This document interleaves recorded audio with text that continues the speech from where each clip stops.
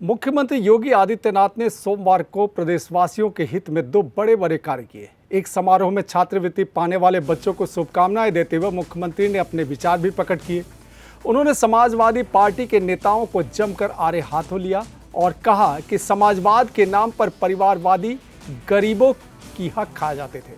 CM ने आरोप लगाया कि 2017 के पहले सत्ता के संरक्षण में पलने वाले गुंडे समानांतर सरकार चलाते थे। उन्होंने कहा कि कांग्रेस में बाबा साहब के नाम पर बने मेडिकल कॉलेज का नाम सपा सरकार ने बदल दिया। लखनऊ में भाषा विश्वविद्यालय कांसीराम के नाम पर था, जिसे बदल दिया गया।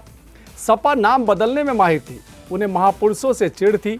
यही काम करके वे लोग आज समाज को अपमानित करते हैं। ये लोग संवैधानिक संस्थाओं, संसद, प्रधानमंत्री, चुनाव आयोग, न्यायपालिका के बारे में टिप्पणी करते हैं।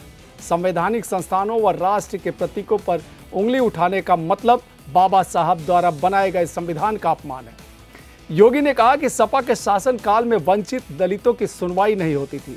सपा प्रदेश में 4 बार सत्ता में आई, लेकिन एक भी दलित महापुरुष, संत व सामाजिक न्याय से जुड़े महापुरुष के प्रति सम्मान का भाव नहीं रखा। बहनों और भाइयों, लखनऊ में भाषा विश्वविद्यालय का नाम मान्यवर कांसीराम जी के नाम पे था, उसका नाम बदल दिया। यानी अपने आप तो बनाना नहीं, लेकिन नाम बदलने में माहिर थे, क्योंकि उनको चिढ़ थी।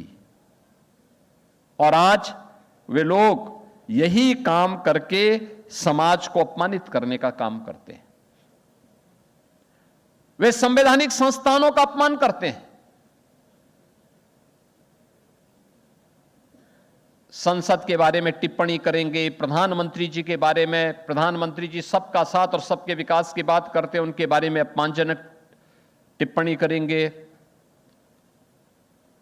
चुनाव आयोग के बारे में टिप्पणी करेंगे, न्यायपालिका के बारे में टिप्पणी करेंगे। भारत के संवैधानिक संस्थानों के बारे में और भारत के राष्ट्रीय प्रतीकों पर उंगली उठाने का मतलब बाबा साहब भीमराव अंबेडकर के द्वारा बनाए गए संविधान का अपमान। और बाबा साहब भीमराव अंबेडकर के द्वारा बनाए गए संविधान का अपमान का मतलब बाबा साहब भीमराव अंबेडकर का अपमान।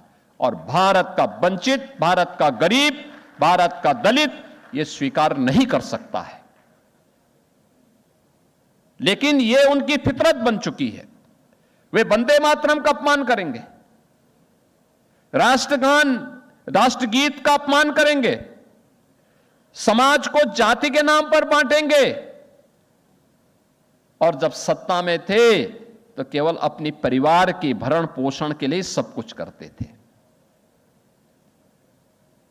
ये हैं समाज को बांटने वाले लोग, सामाजिक वैमनस्यता पैदा करके, तुष्टीकरण के नाम पर राष्ट्रीय सुरक्षा के साथ खिलवाड़ करने का काम। और इनके काले कारनामों के कारण ही यह प्रदेश बीमार हुआ था, बीमारू राज्य बन गया था। इन नौजवानों के सामने पहचान का संकट खड़ा हुआ था। देश और दुनिया में कहीं जाते थे, पहचान के संकट के दौर से गुजरते थे, अपनी पहचान छुपाते थे। लेकिन अब मैं कह सकता हूं कि हमारा प्रदेश अब पहचान के संकट के लिए मोहताज नहीं है। दंगा मुक्त भी है, कर्फ्यू मुक्त भी है, बीमारी से मुक्त हो चुका है।